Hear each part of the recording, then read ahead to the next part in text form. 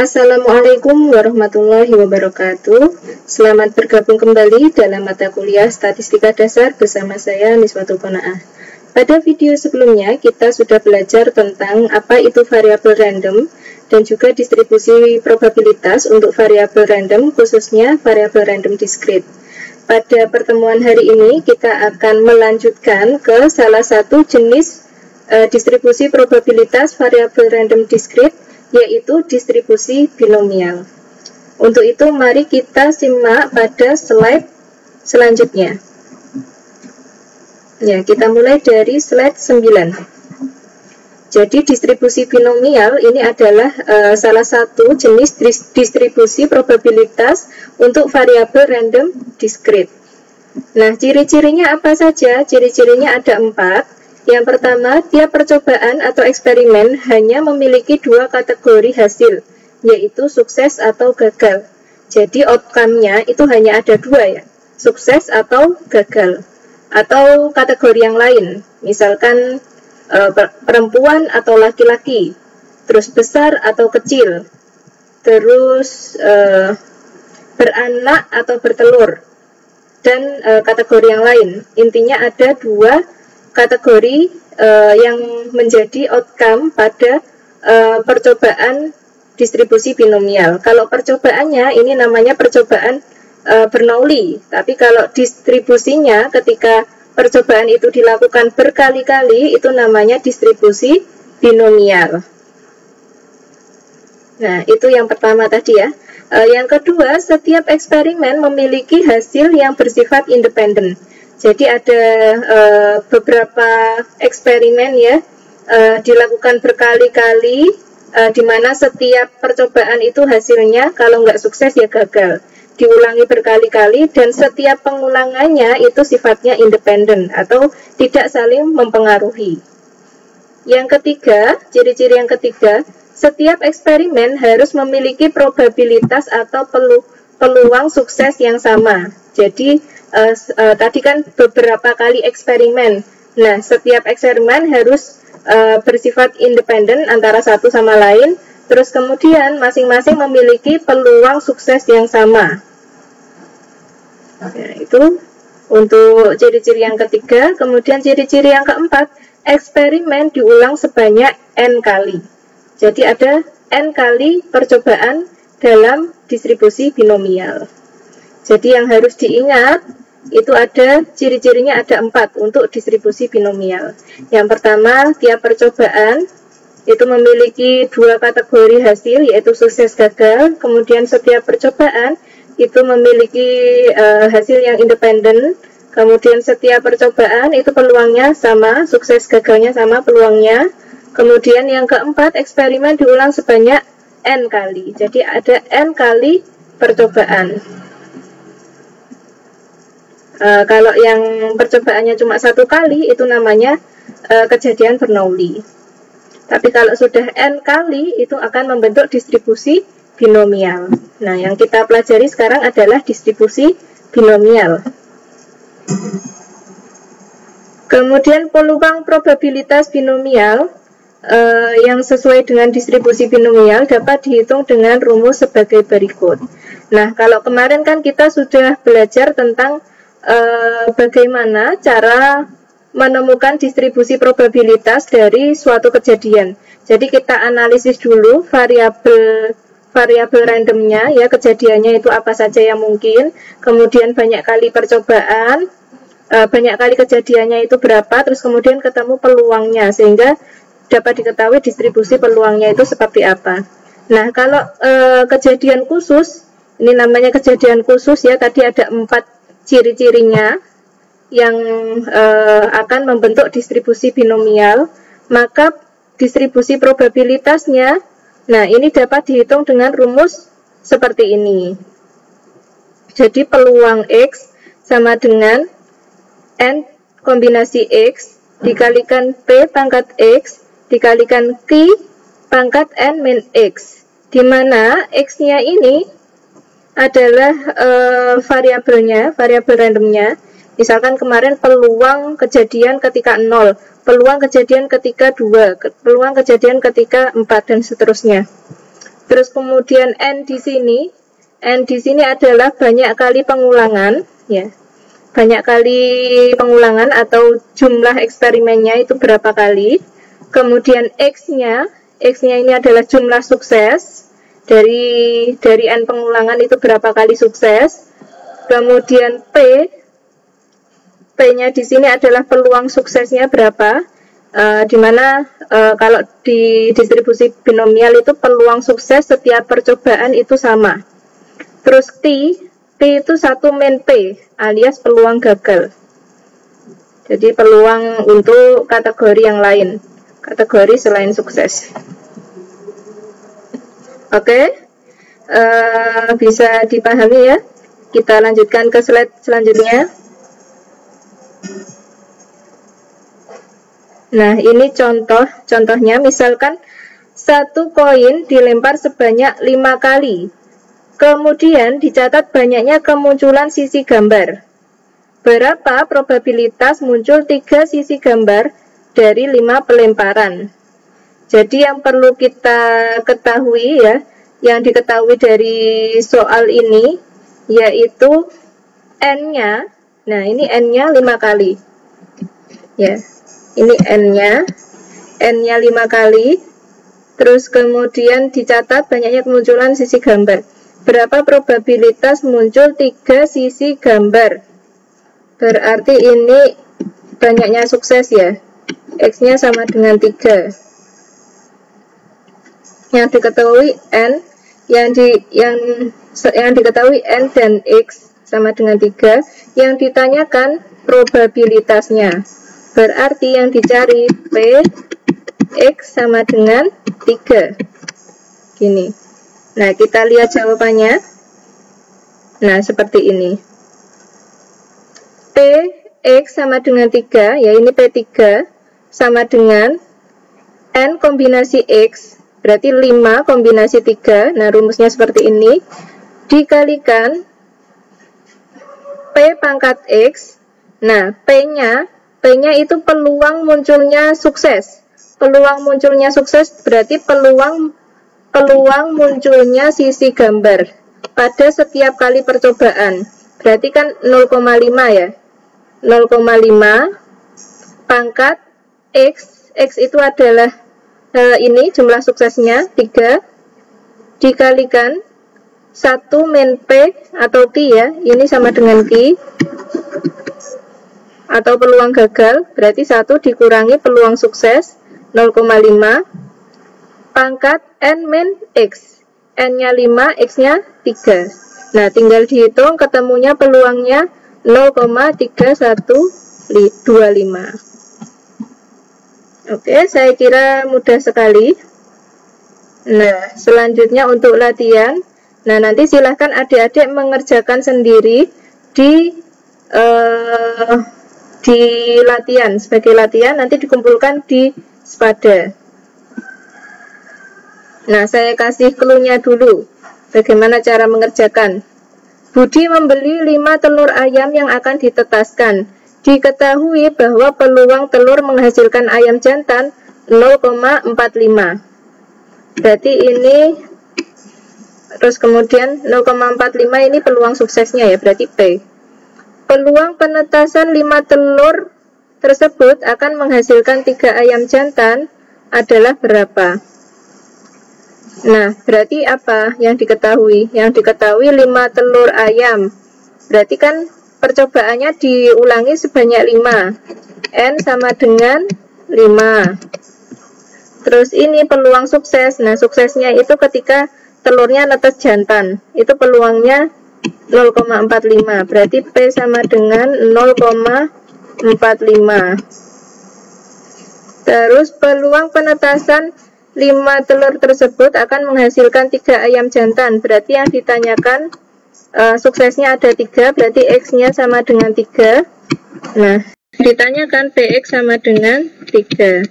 Nah, nanti tinggal masukkan ke rumusnya. Rumusnya N kombinasi X, P pangkat X dikalikan Q pangkat N min X.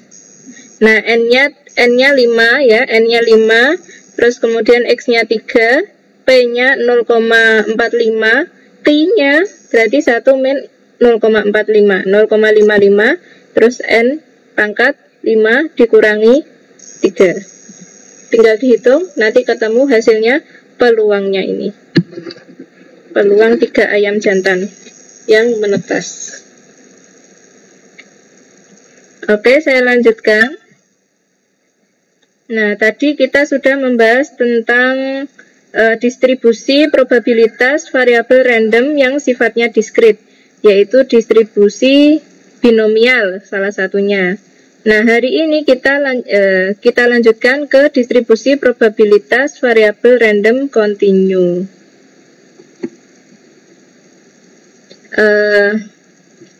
Untuk distribusi probabilitas variabel random kontinu dinyatakan dengan fungsi fx dan sering disebut sebagai fungsi kepadatan atau fungsi kepadatan probabilitas, bukan fungsi probabilitas.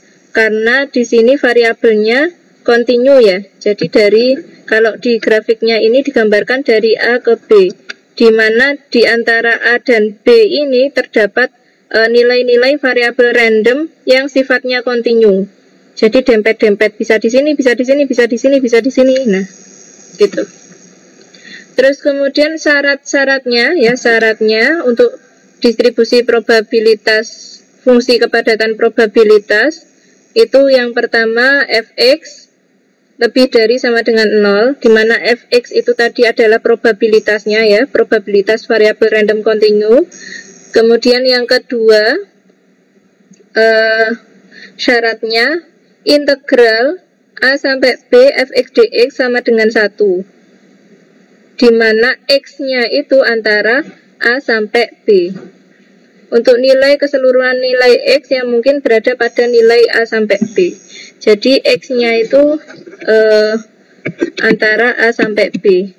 Kan variabel randomnya x. Nilainya antara A sampai B, dan x-nya itu kontinu. Jadi kemungkinannya kan di sini ya. Bisa di sini, bisa di sini, bisa di sini, bisa di sini. Nah, kalau yang di distribusi probabilitas variabel random diskrit itu kan pakai sigma ya, menggunakan sigma. Sigma px sama dengan 1. Kalau ditambahkan, artinya kan peluang ini ditambah peluang ini ditambah peluang ini ditambah peluang ini itu sama dengan 1.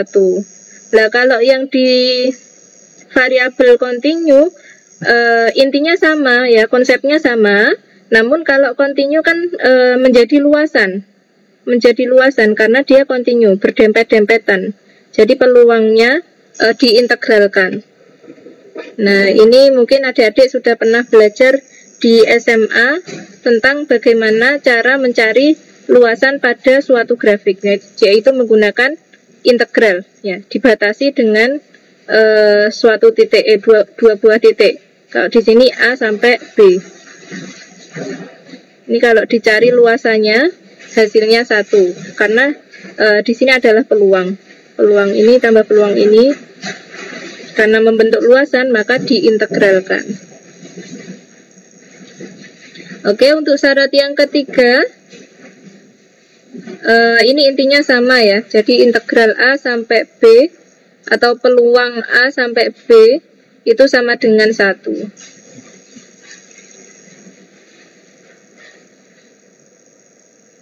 Oke, untuk slide selanjutnya langsung ke contoh soalnya. Nah, misalkan di sini diberikan X adalah variabel random kontinu yang mengambil nilai antara 4 dan 6. Jika fx atau fungsi kepadatan probabilitasnya itu dirumuskan dengan 1/12x plus 1, maka buktikan bahwa peluang 4-6 itu sama dengan 1. Nah, ini kan x-nya antara 4 sampai 6. Berarti kita buktikan nanti integral 4 sampai 6. Nah, fungsinya ini 1/12 x plus 1 sama dengan 1. Kemudian yang kedua, kita diminta mencari peluang probabilitas x lebih dari sama dengan 5. Berarti nanti kalau lebih dari sama dengan 5 sampai 6. Integral 5 sampai 6 1/12 X plus 1. Nanti berapa ketemunya?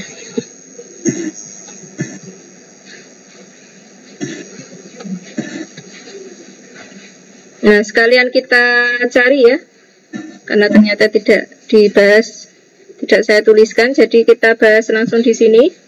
Yang pertama dulu, integral 4 sampai 6, ya kita buktikan bahwa nilai rentang antara 4 sampai 6 itu probabilitasnya 1 jumlahnya. Integral 4 sampai 6 1/12 kali X plus 1 sama dengan 1. Nah, yang pertama integral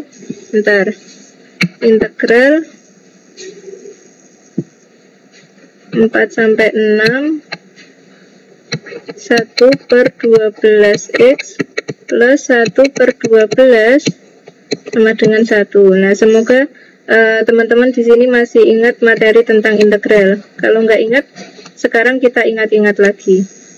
1/12 X berarti di sini pangkatnya nambah 1. Terus di sini dibagi dengan pangkat yang ada di sini. 1/12 dibagi 2 berarti 1/24. Ditambah, nah ini karena nggak ada X-nya, maka kita tambahkan X. Kalau diintegralkan berarti 1/12 X sama dengan 1. Bentar, ini saya hapus dulu.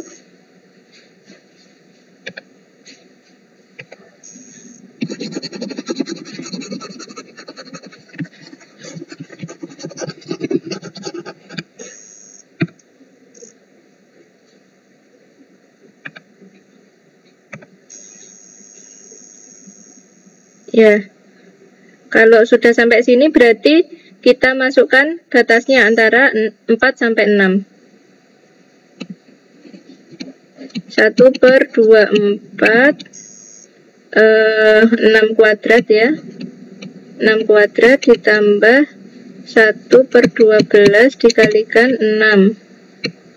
Nanti dikurangi 1/24 dikali 4 kuadrat ditambah 1/12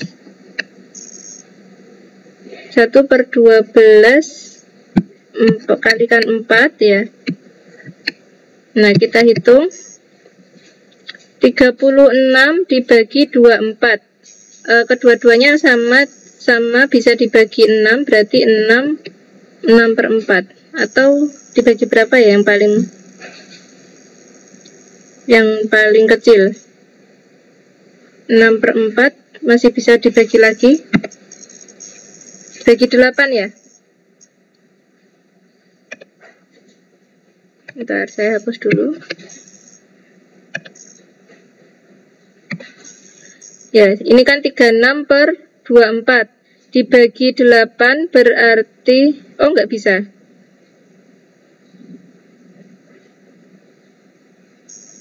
Ya, kita tulis dulu lah. 36/24 ditambah 6/12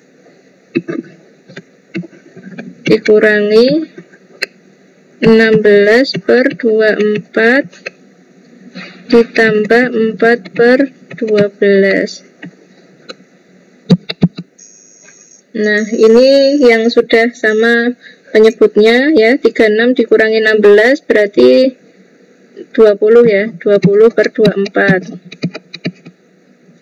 Terus ini 6 dikurangi 4 ya, berarti ditambah 2/12 sama dengan ini dikecilkan bisa 10/12 ditambah 12 salah.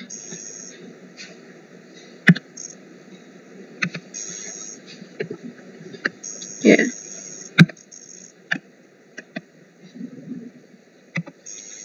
Ditambah 2/12 sama dengan 12/12 sama dengan 1. Nah, ini terbukti. Nah, ini untuk pertanyaan yang nomor 1. Untuk pertanyaan yang nomor 2, nah tadi sudah sempat saya tuliskan. Caranya sama karena diminta mencari PX lebih dari sama dengan 5 ya, berarti batasnya integral 5 sampai 6 ya, karena variabel randomnya antara 4 sampai 6. 5 sampai 6 fx-nya 1/12 x plus 1 dx. Nah, nanti ketemu peluangnya berapa. Nah, ini silahkan dikerjakan sendiri di rumah sebagai latihan.